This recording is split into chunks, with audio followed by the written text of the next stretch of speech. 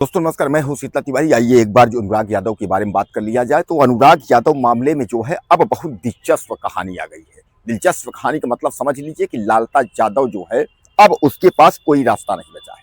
आपने देखा था कि लालता यादव जो है जब उसको तहसीलदार कोर्ट से तत्काल तत्काल प्रभाव से जो है कब्जा हटाने के लिए जब नोटिस जारी कर दी गई, यहाँ यानी आदेश हो गया, तो लालता यादव के पास कोई जो है विकल्प नहीं बचा। मैं आपको जैसा बताया था कि यही कर सकता है, वही उसने किया। वह भाग करके जिलाधिकारी के यहाँ जाता है और वहाँ जो है वह अर्जी दाखिल करता है कि भैया जो आदेश तहसीलदार महोदय का है उसको जो है आप कैंसिल कर दीजिए और हमें जो है स्टे दे दीजिए। उसके मतलब दिमाग में यह था कि एक बार अगर स्टे मिल जाएगा तो एक बार स्टे ले लेंगे तो फिर जो है 1 साल 2 साल फिर जो है निकल जाएगा, जैसा कि आपने देखा था तहसीलदार कोर्ट में उसने किया था।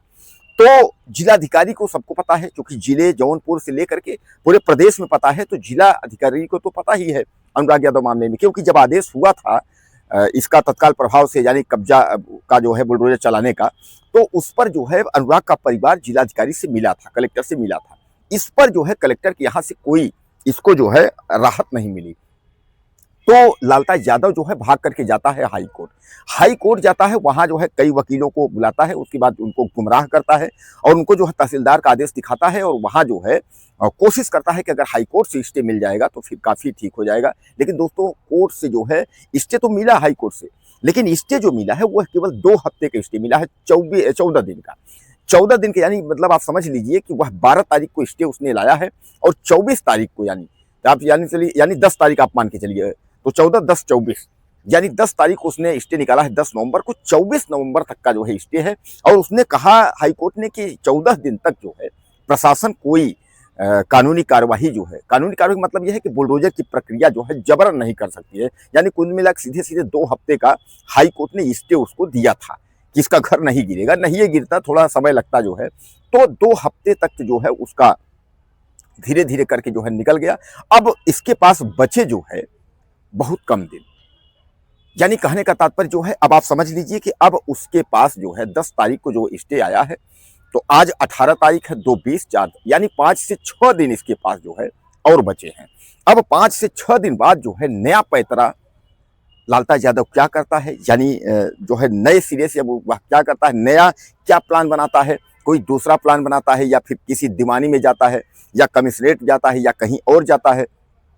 क्योंकि हाई कोर्ट ने यह कह दिया है कि इसके बाद जो है जो कुछ भी है आपको जिला न्यायालय में यानी जिलाधिकारी के यहाँ से सब कुछ कंप्लीट कर लेना है।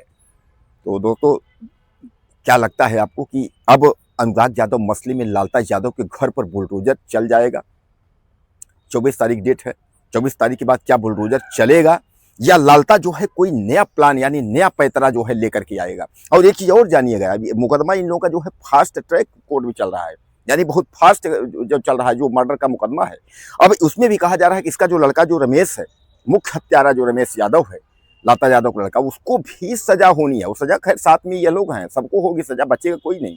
लेकिन कुल मिलाकर के जो है यह बुलडोजर की कार्रवाई और सजा लगता है कि दोनों जो है इन लोगों के साथ एक बार में ही हो जाएगा। लगता है बुलडोजर और सजा लगता है कि एक साथ ही होगा। इसीलिए जो है ईश्वरीय कृपा है कि बुलडोजर धीरे धीरे करके जो है डेट जो बढ़ रहा है, क्योंकि जैसे जैसे बुलडोजर का डेट बढ़ रहा है वैसे वैसे उस सजा की भी जो पोजीशन है, उम्र कैद फांसी जो कुछ भी होना होगा वह भी जो है जल्दी जल्दी हो रहा है। तो फास्ट ट्रैक कोर्ट में जो है जब तक रमेश यादव इन सबको जो है फांसी की सजा या आजीवन कारावास की सजा होगी, तभी तक लगता है कि बुलडोजर की भी प्रक्रिया जो है वह तभी तक होगी। अब कुल मिलाकर के लालता जो है यादव गिड़गिड़ा रहा है, परेशान है। हालांकि चूंकि उसने सोचा कि जेल में था मैं, तो घर मैंने बचा लिया, मेरा वकील जो है तमाम इधर उधर करके घर बचा लिया, तो मैं बाहर हूँ, कुछ न कुछ करूंगा। उधर उसका बेटा राजेश दरोगा जो है वह भी परेशान है, वह भी छटपटा रहा है। 2 मंजिला इमारत में इतना पैसा लगा है। और दूसरी चीज़ ये है, दूसरी बात सबसे कि वह जो मकान है वह जो है बचत में है, ग्राम समाज में है। दोस्तों मैंने एक बार कहा था कि देखो देर है अंधेर नहीं, एक न एक दिन जो है प्रशासन का डंडा जो है इसके ऊपर चलेगा। अगर बचत में इसका जो है ग्राम समाज में अगर इसका मकान है तो उसको गिरना ही गिरना है। आप कितने दिन बचाओगे? सत्ता का जो है आपके ऊपर कितने दिन तक जो है वो रहेगा, दबाव रहेगा, सब कुछ रहेगा। तहसीलदार हो या कलेक्टर हो, आपकी मदद कितने दिन तक करेंगे? तो कहने का तात्पर्य यह है कि कानूनी पॉइंट जो है आप दबा रह सकता है, लेकिन उससे उबर नहीं सकते आप। लालता यादव जरूर सोच रहा होगा कि हम घर बचा ले जाएंगे, हम ये कर लेंगे, वो कर लेंगे, लेकिन कानून आपका पीछा नहीं छोड़ेगा।